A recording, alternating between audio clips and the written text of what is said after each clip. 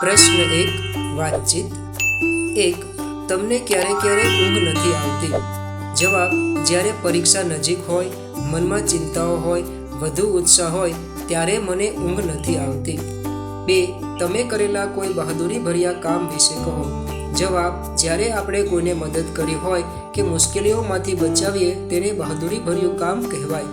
એક વખત હું રસ્તે જઈ રહ્યો હતો ત્યારે એક બાળક રસ્તામાં પડી ગયું અને સામેથી વાહન આવતું હતું. હું તરત જ દોડી ગયો અને બાળકને સલામત જગ્યાએ મૂકી આવ્યો. 3. તમે કોઈ કિલ્લો જોયો છે? ક્યાં? જવાબ: હા, મેં જૂનાગઢનો ઉપરકોટનો કિલ્લો જોયો છે. એ બહુ જ ઐતિહાસિક સ્થળ છે. 4. કિલ્લો શા માટે બાંધવામાં આવતો હતો? જવાબ: કિલ્લો દુશ્મનના હુમલાથી બચવા અને રાજ્યની સુરક્ષા માટે બાંધવામાં આવતો હતો. તે રાજાઓનું નિવાસસ્થાન અને લશ્કરી તંત્રનું કેન્દ્ર પણ હતું. કિલ્લા મજબૂત અને ઉચ્ચ સ્થળે બાંધવામાં આવતા જેથી દુશ્મનોએ હુમલો કરવો મુશ્કેલ બને. 5. તમે સાથે મળીને ક્યાં કામ કરો છો? જવાબ: અમે સાથે મળીને ભણવાનું, રમવાનું, સાફ સફાઈ કરવાનું કામ કરીએ છીએ. સાથે મળીને કામ કરવાથી કામ ઝડપથી થાય છે અને એકતા પણ વધે છે. યુદ્ધનો સામનો કરવા શી તૈયારીઓ કરવી પડે? જવાબ: યુદ્ધનો સામનો કરવા માટે તૈયારી કરવી ખૂબ જ જરૂરી હોય છે. તેમાં સૈનિકોની તાલીમ, હથિયાર અને ખોરાકની વ્યવસ્થા વગેરેની યોજનાઓ બનાવવી અને પ્રજામાં હિંમત જાળવવી જેવી મહત્વની બાબતો સામેલ હોય છે. તૈયારી વિના યુદ્ધ જીતવું મુશ્કેલ બને. 2. ઉદાહરણ મુજબ શબ્દજોડ પરથી વાક્ય બનાવો. 1. આગ ભડભડ. વાક્ય: જંગલમાં આગ ભડભડ સળગી રહી હતી. 2. ઝાંઝર રમઝમ. વાક્ય: નૃત્ય કરતી વેળાએ તેની ઝાંઝર રમઝમ બોલી ઉઠી અને સૌનું ધ્યાન ખેંચાઈ ગયું. 3. પગલાં પટપટ. વાક્ય: વરસાદમાં તેના પગલાં પટપટ અવાજ કરી રહ્યા હતા. 4. ઢોલ ઢમઢમ. વાક્ય: વિવાહના માહોલમાં ઢોલ ઢમઢમ વાગતા સૌ આનંદથી નાચવા લાગ્યા. 5. દાંત કડકડ. વાક્ય: ઠંડી એટલી વધારે હતી કે બાળકના દાંત કડકડ થવા લાગ્યા. 6. પાંદડા ખડખડ. વાક્ય: પવનમાં ઝાડના પાંદડા ખડખડ અવાજ કરતા હતા.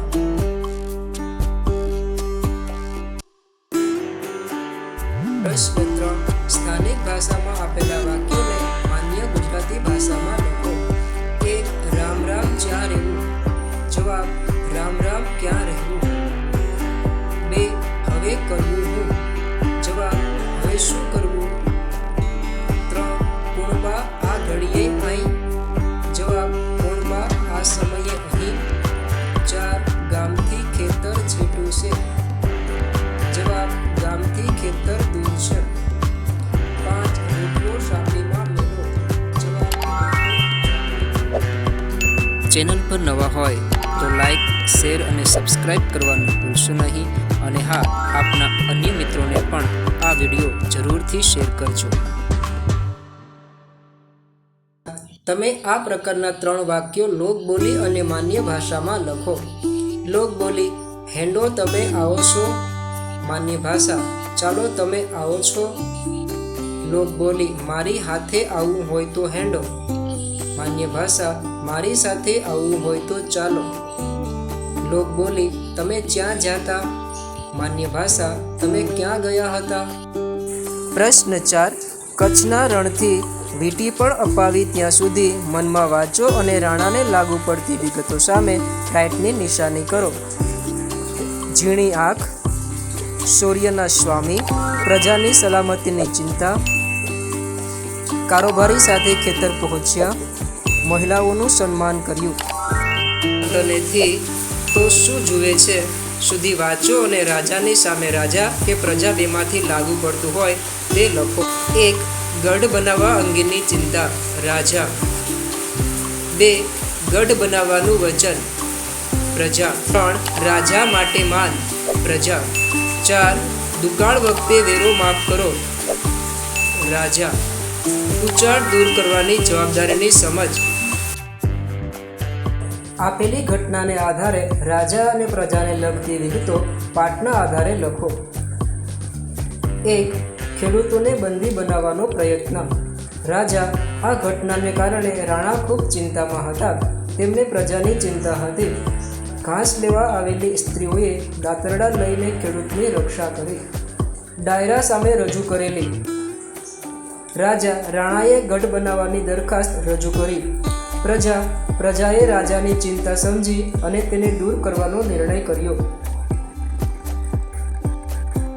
વાવના રક્ષણ માટે ઉપાય. રાજા વાવના રક્ષણ માટે રાણાએ ગઢ બનાવવાનો હતો. પ્રજાએ રાજાની ચિંતા દૂર કરવા જીવતો ગઢ ઊભો કર્યો. ગઢની ચિંતા. રાજા ગઢ વિશે ચિંતિત હતા અને જાણવા માંગતા હતા કે ગઢનું કામ ક્યાં સુધી પહોંચ્યું. પ્રજા રાજાને પૂનમના દિવસે ગઢ બતાવીને આશ્ચર્યચકિત કર્યા અને પોતાની એકતા અને શક્તિનું પ્રદર્શન કર્યું. પ્રશ્ન 7. આપેલા વાક્યનો ભાવ અને અર્થ દર્શાવતું વાક્ય પાઠમાંથી શોધીને ઉદાહરણ મુજબ લખો. ઉદાહરણ: વાવના રાણા ઊંઘી શકતા નથી. વાવના રાણાની આંખમાં જરાય નીંદર નથી. 1. પોતે શક્તિશાળી હોવાની એમને કોઈ બીક નથી. જવાબ: પોતે તો પ્રબળ શૌર્યના સ્વામી, એટલે આ એમનો વ્યક્તિગત. 2. વાવની સીમમાં બનેલી ઘટનાથી તેઓ ચિંતાતુર હતા. જવાબ: એમાંય વાવના સીમાડે ખેતરમાં બનેલી આજની ઘટના એમની ઊંઘ ઉડાડવા પૂરતી છે. 3. ઉગતા સૂર્યનો પ્રકાશ રાજગઢ પર પથરાય છે. જવાબ: બીજા દિનની સવારે ભગવાન સૂરજ નારાયણ કુમળા કિરણ રાજગઢની અટારીઓમાં પ્રવેશ કરે છે. જો આપે હજી સુધી વિડીયોને લાઇક અને ચેનલને સબસ્ક્રાઇબ કરી ન હોય તો હમણાં જ લાઇક, શેર અને સબસ્ક્રાઇબ કરવા વિનંતી. 5. હવે વાવમાં કોઈને પણ પ્રવેશવાની હિંમત નથી. અમારી લાશો ઉપર થઈને કોઈ રજવાડો તો શું, એક ચકલુએ વાવમાં પગ નહીં મૂકી શકે. પ્રશ્ન 8. તો શું થાત? 1. મહિલાઓએ દાંતરડા ન ઉગામ્યા હોત તો? જવાબ: તો ખેડૂતને સિપાઈઓ બંદી બનાવીને લઈ ગયા હોત. ચેનલ પર નવા હોય તો લાઇક, શેર અને સબસ્ક્રાઇબ કરવાનું ભૂલશો નહીં. અને હા, આપના અન્ય મિત્રોને પણ આ વિડીયો જરૂરથી શેર કરજો. પ્રશ્ન 9. પ્રશ્નોના જવાબ લખો. 1. રાણાની નિંદ્રા સાથી ઉડી ગઈ. જવાબ: વાવના સીમાડે ખેતરમાં બનેલી ઘટનાથી રાણાની નિંદ્રા ઉડી ગઈ. પડોશી રાજના સેવકો ખેડૂતો પાસે વેરો લેવા આવી ગયા હતા અને એક ખેડૂતને બંદી બનાવવાનો પ્રયાસ કર્યો હતો. 2. ખેડૂતને બંદી બનાવ્યા સિવાય સિપાઈઓ પરત કેમ ફર્યા?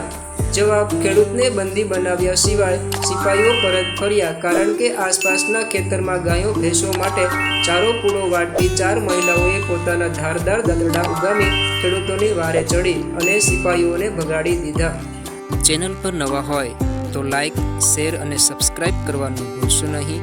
અને હા, આપના અન્ય મિત્રોને પણ આ વિડીયો જરૂરથી શેર કરજો. 4. પ્રજાએ કઈ જવાબદારી ઉપાડી લીધી? કેમ? જવાબ: પ્રજાએ પોતાના ગામને સલામત રાખવાની જવાબદારી ઉપાડી લીધી. ગામની રક્ષા માટે એક મજબૂત ગઢ બનાવાશે જેથી કોઈ દુશ્મન ગામમાં પ્રવેશી ન શકે. ગામ લોકોએ આ જવાબદારી એટલા માટે ઉપાડી લીધી હતી કારણ કે રાણા પ્રજાની ખૂબ જ કાળજી લેતા હતા. 5. શું આખરે ગઢ તૈયાર થયો? કેવી રીતે? જવાબ: હા, પ્રજાએ એકબીજાના હાથમાં હાથ પરોવીને જીવંત ગઢ બનાવ્યો, પણ તે ઈંટો અને પથ્થરોથી બનેલો ન હતો. ગામના લોકોએ હાથમાં તલવાર અને ભાલા લઈ જીવતો ગઢ બનાવ્યો હતો. પ્રશ્ન 10. 2 જૂથ બનાવી આપેલી બાબતો માટે તમારા મંતવ્યો રજૂ કરો. 1. ખેડૂતને બંદી બનાવતા સિપાઈઓને રોકવા છે. જૂથ 1. ખેડૂતને બંદી બનાવતા સિપાઈઓને રોકવા જોઈએ, પરંતુ શાંતિથી વાતચીત કરી મામલો ઉકેલવો જોઈએ. જૂથ 2. ખેડૂતને બંદી બનાવતા સિપાઈઓને રોકવા જોઈએ કારણ કે તેઓ ગેરકાયદેસર રીતે વેરો ઉઘરાવી રહ્યા હતા. 2. નગરની સુરક્ષા માટે ગઢ બનાવવો છે. જૂથ 1. નગરની સુરક્ષા માટે ગઢ બનાવવો જરૂરી નથી કારણ કે પ્રજામાં એકતા અને હિંમત હોય તો કોઈ દુશ્મન નુકસાન નહીં કરી શકે. જૂથ 2. નગરની સુરક્ષા માટે ગઢ બનાવવો બહુ જ જરૂરી છે કારણ કે તેનાથી દુશ્મનોથી રક્ષણ મળશે. 3. તમારા ગામને સ્વચ્છ બનાવવું છે. જૂથ 1. ગામને સ્વચ્છ બનાવવા માટે કચરાપેટી રાખવી જોઈએ અને નિયમિત સાફ સફાઈ કરવી જોઈએ. જૂથ 2. ગામને સ્વચ્છ બનાવવું એ દરેકની ફરજ છે કારણ કે સ્વચ્છતાથી રોગો દૂર રહે છે. પ્રશ્ન 11. તમે સાંભળેલી કે વાંચેલી લોકકથા વિશે કહો. બોધ: સિદ્ધિ તેને વર્ષે જે પરસેવે નહાય.